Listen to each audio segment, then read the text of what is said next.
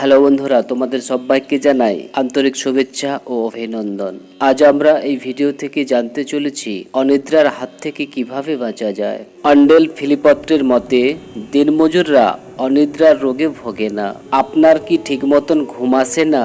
বয়স্ক মানুষরা জীবনের বিভিন্ন ধাপে অনিদ্রার মধ্য দিয়ে অতিবাহিত করবে, এটাই তো স্বাভাবিক। অনিদ্রাগ্রস্ত হলে একাগ্রতা ভঙ্গ হয়, ক্লান্তি এবং অন্যান্য সমস্যার সম্মুখীনতা করতে হয়। যদি অনিদ্রার সমস্যা গম্ভীর হয়ে ওঠে তাহলে বিভিন্ন প্রকারের জটিলতার সৃষ্টি হতে পারে। যানবাহন চালানোর সময় দুর্ঘটনা ঘটতে পারে বা কাজ করার সময় ভুল হতে পারে। কিন্তু অনেক উপায় আছে যা গ্রহণ করে অনিদ্রার মতন কঠিন বিষয়ের হাত থেকে রেহাই পাওয়া যায়।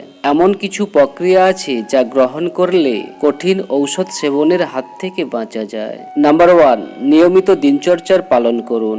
নির্ধারিত সময় শোয়া এবং জাগার অভ্যাস করলে তা আপনার শরীরের ভারসাম্য বজায় রাখে। এতে করে আপনি কতক্ষণ শোবেন তাও নির্ধারিত থাকে। প্রতিদিন নির্ধারিত সময়ে শোয়ার জন্য বিছানায় যান এবং নির্ধারিত সময়ে উঠে পড়ুন। এতে আপনার শরীর বুঝে যাবে যে আপনি কখন ও কতক্ষণ শোবেন। নাম্বার 2, শোয়ার পরিবেশ যেন অনুকূল হয়। জ্ঞানীগুণী ব্যক্তিরা মনে করেন যে শুধুমাত্র শোয়ার জন্য বা জীবনসাথীর সাথে রোমান্টিক মুহূর্ত অতিবাহিত করার জন্যই শয়নকক্ষের ব্যবহার করা উচিত।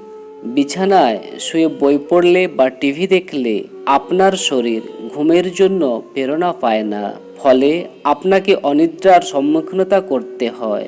গভীর ঘুমে আচ্ছন্ন হওয়ার জন্য শয়নকক্ষের পরিবেশ অনুকূল রাখা খুবই জরুরি। নাম্বার 3, খাওয়ার কথা মাথায় রাখবেন। শোয়ার আগে গুরুপাক ভোজন করলে অনিদ্রা দেখা যেতে পারে।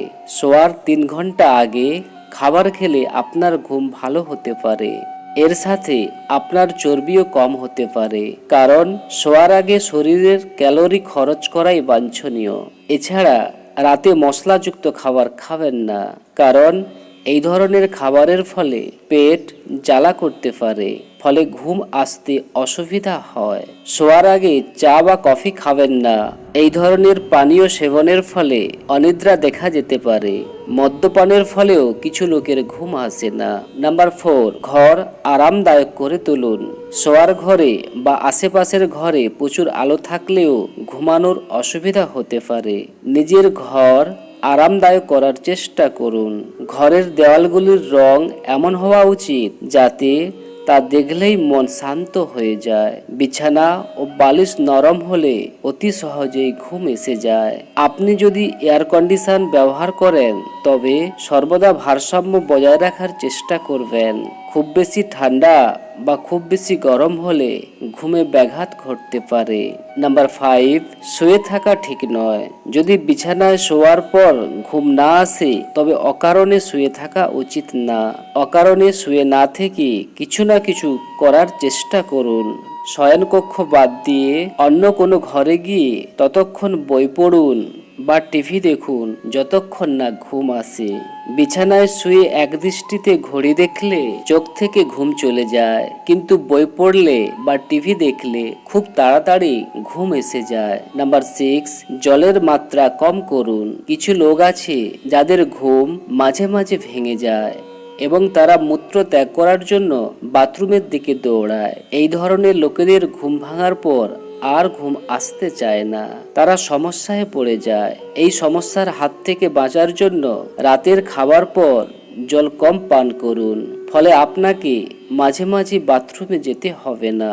এই সমস্ত উপায়গুলি প্রয়োগ করার পর যদি আপনার ঘুম না আসে তবে আপনার ডাক্তারের কাছে যাওয়া উচিত। কয়েকদিনের জন্য ঘুম নাই আসতে পারে, তার জন্য এই বিষয়গুলি প্রয়োগ করে দেখা খুবই জরুরি। এই উপায়গুলি প্রয়োগ করে দেখতে পারেন এবং স্বাভাবিক ঘুমের আনন্দ উপভোগ করতে পারেন। জয় হিন্দ।